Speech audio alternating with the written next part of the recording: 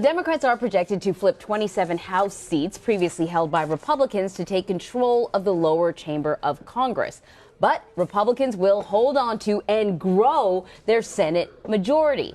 CBSN political reporter Caitlin Huey-Burns joins us now to talk about this. So, Caitlin, when Kellyanne Conway says it's historic, she's talking about the Senate and how rare it is to have an opposition party lose seats in the midterm elections. So the Democrats, you know, they won the majority in the House, but the Senate is a sort of a different story because they lost a couple seats. Well, it's so fascinating because we've been looking at kind of two different elections this whole time. For Democrats, their path to the majority in the House was going through all of these districts that they won, obviously, but these are suburban kind of swing districts, or a lot of these districts Hillary Clinton won in 2016. On the Senate side, it was all competitive in states that President Trump won and where he was popular. And that's why you saw him laser focused, almost singularly focused on the Senate in the final days, really kind of almost dismissing the House as a foregone conclusion and focusing on these Senate races. And so that's why he's declaring victory here. And it's important to consider that, you know, Democrats taking over the House is obviously a big deal. It's a particularly big deal for Donald Trump because that means Adam Schiff is now in charge of the Senate Intelligence Committee, Jerry Nadler on oversight. These Democrats on these committees now become chairs of those committees and can present that oversight on the president. So that means subpoenas on a tax ton of returns, subpoenas that were rejected by the Republicans. Right. Yeah. Right. So the Senate is going to be kind of the block for a lot of these things. So that's why the president is happy about that. And also because he can continue to confirm judges, which have been a galvanizing force. Right. So the trade-off essentially is the president is going to be able to get his cabinet. You know, they're going to sail through the Senate. All those judges, if you want more conservative justices on various courts throughout the country, you're going to continue to get that. The trade-off is you want to build that border wall, you need some money.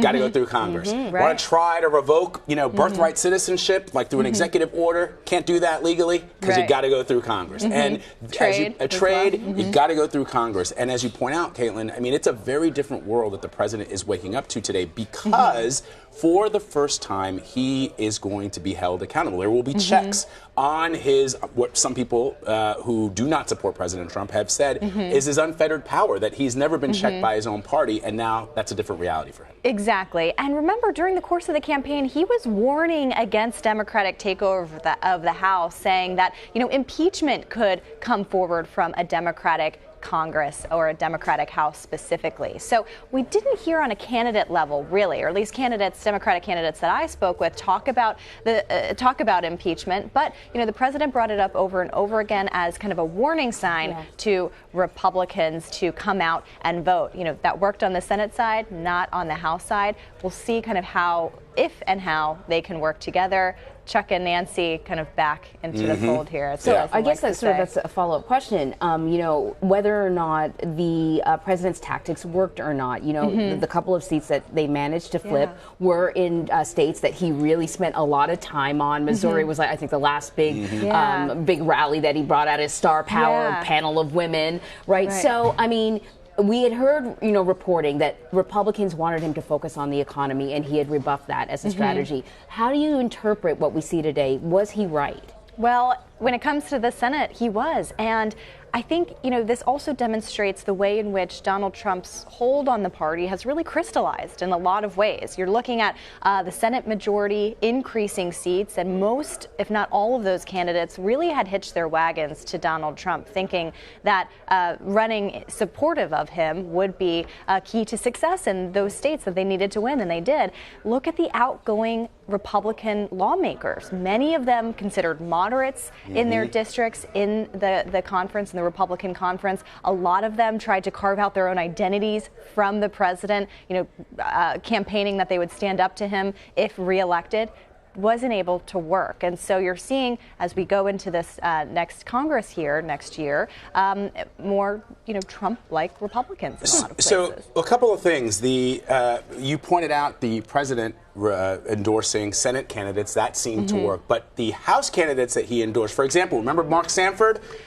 Katie Arrington, right? The president coming out slamming Sanford and boosting Katie Arrington. Well, she got thumped last night by a Democrat. Deep red district near Charleston, South Carolina. That's right.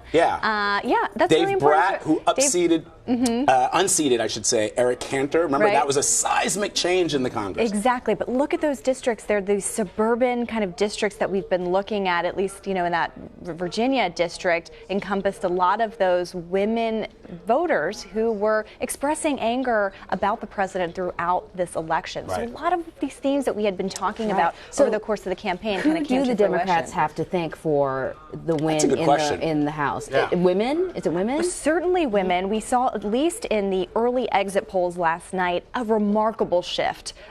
We saw nearly double digits among suburban women going for Democrats, but was really interesting to see white women who supported Donald Trump in 2016 swinging back over to Democrats. That's significant, especially as we know the president talks about that number a lot. Yeah. Man, there's so many different ways we could go with this. Yeah. I know you're not going anywhere. No, you're going to be here for the next 7 hours with us. And you've been here all night. Yeah, exactly.